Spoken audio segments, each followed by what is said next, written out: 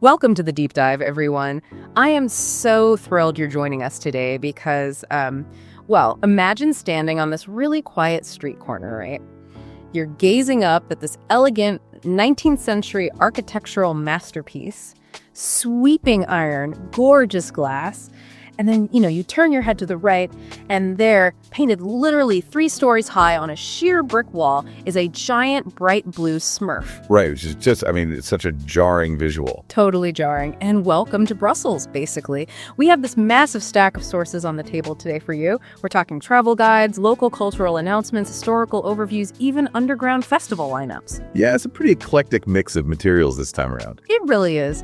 And our mission for this deep dive is to, bypass that typical superficial tourist checklist. We want to uncover the surprisingly complex, layered identity of Europe's capital. While reading through all this stuff, I kept thinking that Brussels is, it's like a really good Belgian praline. Oh, that's a great analogy. A praline, yeah. Mm-hmm. Right. Like what you see on the outside, that bureaucratic capital of Europe, the suits and ties, that is just a hard shell. But inside, it's hiding these rich, surprising, and honestly, sometimes really quirky layers. It really is. And to kind of set the stage for how we explore those layers today, I want to borrow a theme from the local Beaux-Arts Art Center. So for their upcoming 2025 to 2026 season, their whole thematic banner is, quote, embrace complexity. Embrace complexity. I love that. Yeah, because they aren't trying to smooth out all those jarring contrasts. Yeah. The goal today is to help you, the listener, understand how Brussels balances this really extreme historical preservation with radical modern reinvention. And nowhere is that friction more obvious than in the physical streets themselves. Like looking at the city as a canvas, the sources detail this incredible democratization of art where Brussels literally, they pull masterpieces out of these stuffy gilded museum frames and just plaster them onto the street. Just right onto the brick walls, yeah. Yeah, exactly. But let's actually start with the 1890s, the explosion of Art Nouveau. Because to understand the modern murals, we kind of have to understand the architecture first. For sure. And the Bailey Quarter in the Ixelles district is basically ground zero for this entire movement. It is honestly breathtaking. You walk down those streets and you see these UNESCO-level masterpieces. You've got the Tassel House, built in, 1893? And the Solvay House from 1894. Yeah, 1894 for the Solvay. Right. And to understand why this was so revolutionary at the time, you have to look at how the architect, Victor Horta, was manipulating his materials. Because before Horta, iron and glass were strictly industrial. Totally utilitarian. You'd see them in railway stations or factories. Exactly, railway stations. And Horta took these heavy, brutal industrial materials and he bent them and twisted them and riveted them until they literally looked like creeping vines, like organic plant life. He brought industrial engineering into the living room, which was just mind-blowing back then. He essentially invented structural expressionism for the home. But, the narrative of the city's visual landscape doesn't just stop with these curving iron balconies. A century later, a completely different visual revolution took over those exact same streets. The comic strip route. The comic strip route, yes. Yeah. It's just so fun. And to understand the scale of this, our sources take us back to 1929. That's when Georges Remy, under the pen name Hergé, introduced this little comic about a reporter and his terrier named Tintin. Oh, Tintin, a classic. Right. And that single creation kind of catalyzed what the French-speaking world seriously respects as the ninth art. They take comics very seriously. So fast forward to 1991, the city and the Belgian Comic Strip Center decided to honor this heritage. And how did they do that? Well, they commissioned a local author, Frank Pay, to paint a massive 380-square-foot mural of his characters on a building right at a busy intersection. That's huge. It is. And the public response was just so overwhelmingly positive that today there are over 55 of these colossal murals woven throughout the entire urban grid. Okay, but I have to push back on this a little bit, because if you take a gorgeous, historically significant 19th century neighborhood and you just start slapping 300-square-foot cartoon dogs and giant yellow characters onto the walls, doesn't the city just end up looking like a chaotic theme park? It sounds like it would, right? Yeah. How are the historical preservationists not completely losing their minds over this clash? It seems wild. Well, the visual clash is definitely undeniable. But it actually makes complete sense when you examine the underlying philosophy of both of these movements. They are essentially trying to solve the exact same problem. Wait, really? How so? It's all about how to make art accessible. Think about Horta's objective with Art Nouveau in the 1890s. He actively despised the idea that fine art was just some painting you went to visit on a Sunday afternoon. Oh, interesting. Yeah, he believed the residents should interact with art every single time they grasped a door handle or walked up a staircase. He democratized art for the inhabitant of the house. Oh, I see where you're going with this. So the comic murals are doing the exact same thing. They're just like turning it inside out. Precisely. The comic strip route takes the ninth art out of the bound pages of a book and scales it up for the everyday pedestrian who's just standing there waiting for a tram. That's actually a really beautiful way to think about it. Right. So whether it's the curving wrought iron of a Solvay house balcony or a bright yellow mural of the Marsupilami, the city is aggressively declaring that art belongs in the functional everyday spaces, the places where people actually commute and live. And, putting art on the outside of buildings does more than just give you something pretty to look at while you're commuting. It fundamentally changes how the street feels. It really does. It changes the whole vibe. It turns a transitional sidewalk into a destination, a place to gather. And that culture of street-level gathering naturally leads us out of the historic center, right? It leads us into the actual living pulse of the city, which is its neighborhoods. Yes. You absolutely have to leave the Grand Place behind if you want to understand modern Brussels. You just have to. And the geography of the city itself encourages you to do this. It's not just this flat grid of cobblestones like you might expect. The travel guides highlight some incredibly surprising topography, like Park Duden. Oh, Park Duden is fascinating. Down in the forest neighborhood, right. It features a 300-foot elevation change. You are literally hiking up a steep forested incline right in the middle of a European capital. It's a proper workout. Yeah. Or look at the Bras de la Cambre. Yeah. It has this feature called Robinson Island, which is this tiny wooded oasis sitting perfectly in the middle of a lake. And the best part is you can't just, walk across a bridge to get there. No. That's the crazy part. You have to stand on the shore and wait for this small wooded ferry to carry you across the water to Le Chalet Robinson, which was originally built back in 1877. Which is just such a unique experience. It's this deliberate, forced slowing down of time. You step off that ferry, and the whole bureaucratic EU capital thing just completely vanishes. It vanishes entirely. And, that geographic diversity we're talking about is perfectly matched by the demographic diversity. The gathering spaces in Brussels are heavily defined by the city's immigrant communities. Especially the Matangi neighborhood, right? Most notably Matangi, yeah. It's centered right around the Chaussée de Wavre. And the origins of Matangi are actually deeply tied to Belgium's colonial history in the Congo. Right, in the 50s and 60s. Exactly. In the 1950s and 60s, a center was established in Brussels specifically to house Congolese university students. And that single hub acted as a magnet. Over the decades, the neighborhood evolved into this incredibly vibrant epicenter of African culture. Which is just so vital to the city today. It is. Today, it's basically a sensory overload in the best way possible.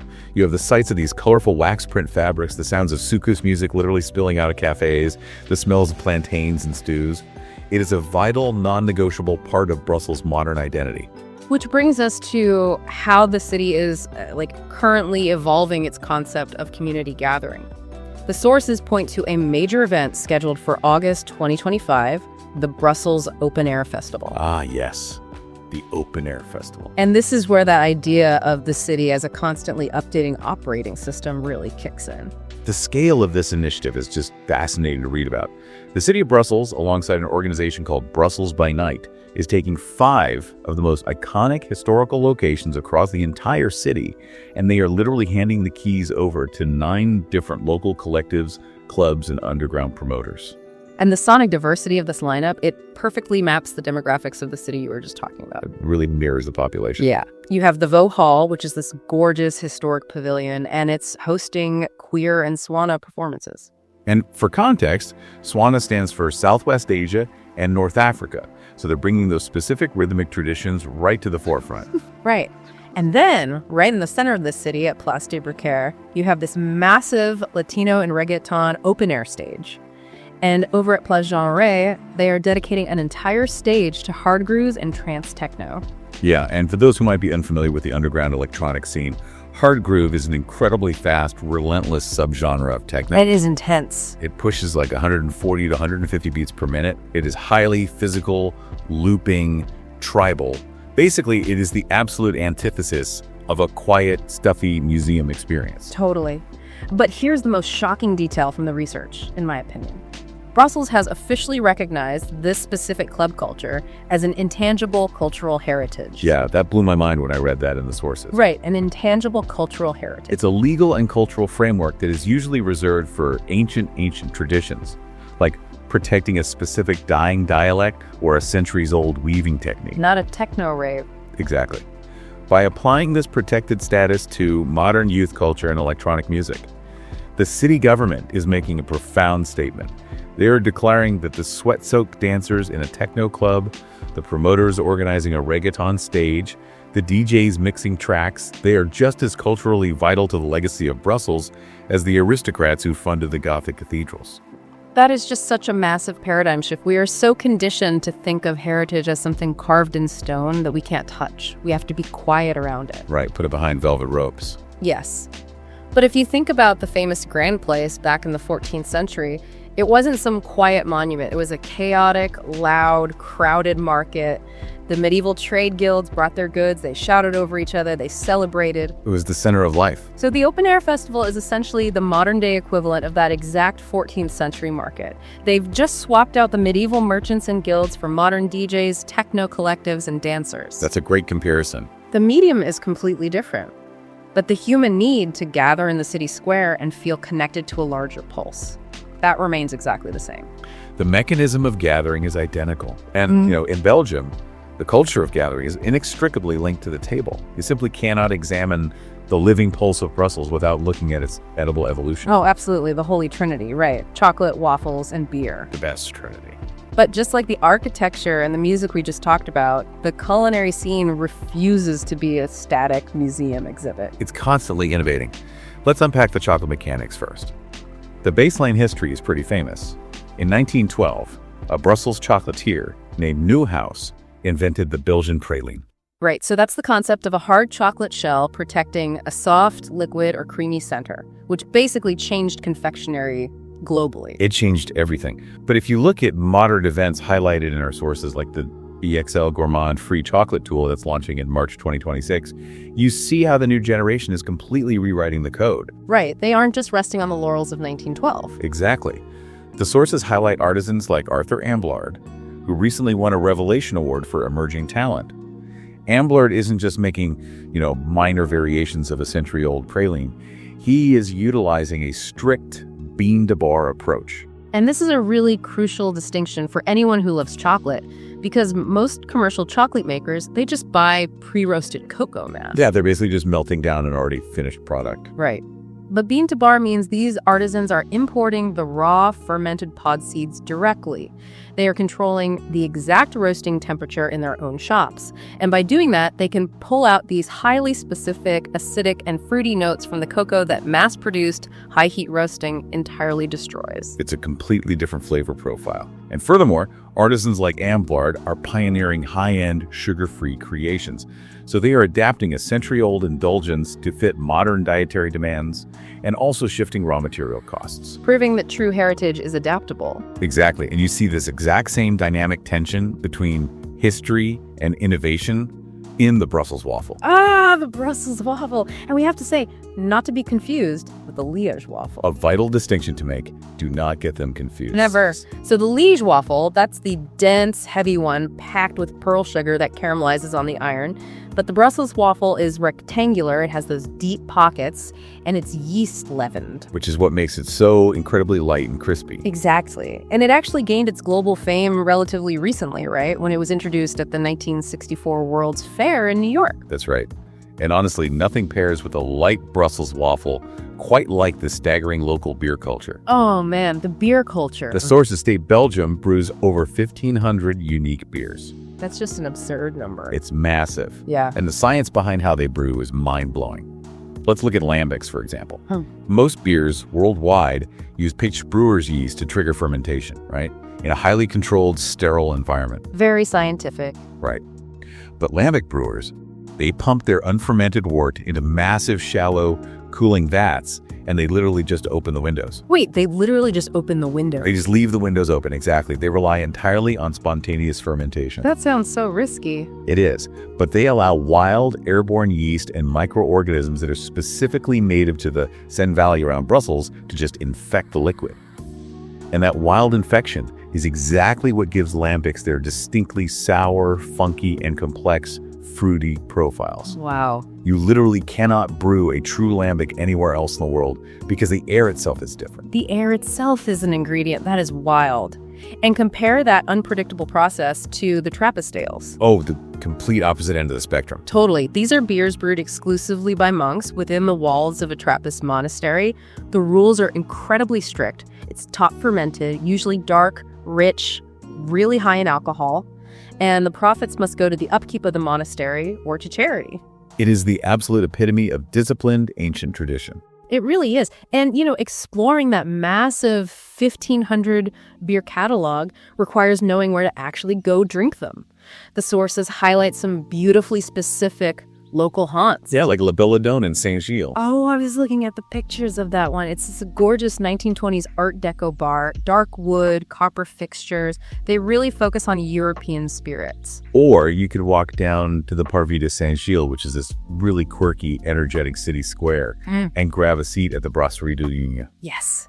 And if you are intimidated by the heavy alcohol content of Belgian beers, because some of those Trappist ales will knock you flat, the Brasserie de Ligne offers the perfect mechanism for exploration. It's a galopin. The galopin. It's this tiny, perfect little beer tasting glass.